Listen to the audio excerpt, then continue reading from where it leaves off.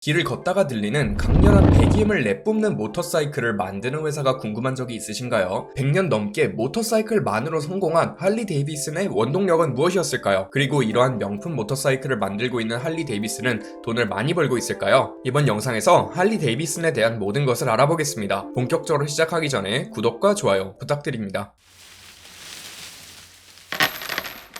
본 영상은 구독자분의 요청으로 제작되었습니다. 할리 데이비슨은 600cc 이상의 프리미엄 모터사이클을 만들고 판매하고 있는 기업입니다. 세계 1차, 2차 대전에 군용 오토바이로 납품을 했을 정도로 역사가 상당히 긴 기업이죠. 할리 데이비슨 모터사이클들은 미국 서부 개척 정신을 가지고 있으며 강력한 자유의 상징을 지닌다는 인식을 가지고 있습니다. 즉, 매우 강한 브랜드 아이덴티티를 가지고 있으며 이에 따른 아이코닉 어드밴티지를 가지고 있죠. 길을 걷다 본 멋있는 모터사이클을 구독자분들이 머릿속에 형상화를 시키면 아마 대부분은 할리를 떠올리실 것입니다. 이것을 바로 브랜드 아이덴티티라고 부르죠. 할리 데이비슨의 모터사이클은 특유의 배기음을 가지고 있습니다.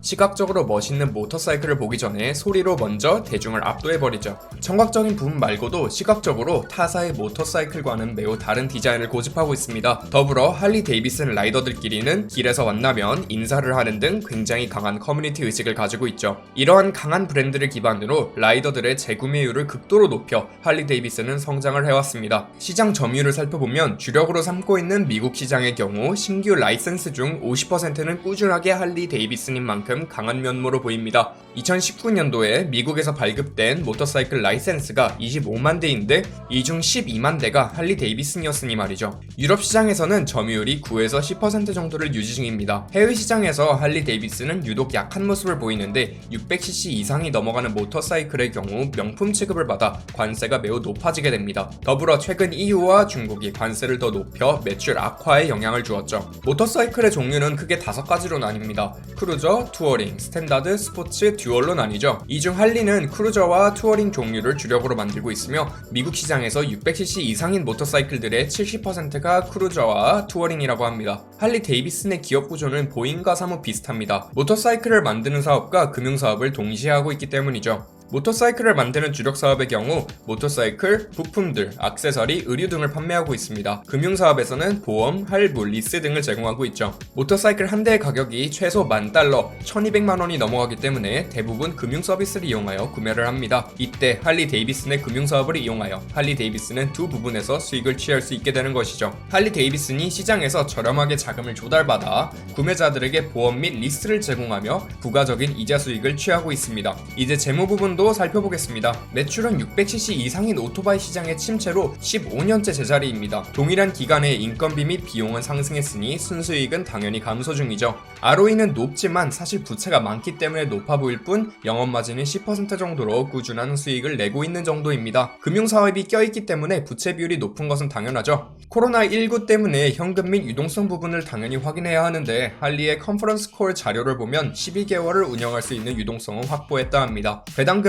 이번 분기에 낮춰 주당 0.08달러, 수익률로는 0.34%를 지급했습니다. 자사주 매입도 꾸준히 하고 있으나 줄이고 있는 추세죠. 할리 데이비슨 주가 및 실적이 좋지 못한 이유 몇 가지를 제가 생각해보았습니다. 반대로 언급한 이유가 해결이 된다면 주가가 움직일 수 있게 되겠죠. 가장 근본적인 문제는 아무래도 600cc 이상의 대형 모터사이클 시장의 침체입니다. 시장 자체에서는 꾸준하게 자라고 있으나 시장이 성장하지 않아 매출이 유지만 되고 있죠. 소형 모터사이클에 대한 수요가 증가 중이나 현재 할리 데이비슨에서 만들고 있는 소형 모터사이클 라인은 거의 없습니다. 물론 무어 로드라는 계획으로 새로운 라인을 도입할 예정이며 중국을 겨냥하여 소형 모터사이클을 만들고 있다는 것을 예측해볼 수 있죠. 또 전체적인 문제는 내연기관 자체가 줄고 있는 추세입니다. 자동차도 하이브리드를 많이 접목시키고 있으며 전체적으로 전기차, 수소차 등에 큰 관심을 가지고 있습니다. 할리 데이비슨의 메인 제품들은 전통적인 내연기관을 이용하고 있어 어느 정도 사회적인 유행에 벗어나 있다고 볼 수 있죠. 다만 이러한 트렌드에 따라 할리 역시 전기 모터사이클을 만들었습니다. 문제는 가격이 일반 내연 모터사이클보다 1.5배가량 비싸다는 점과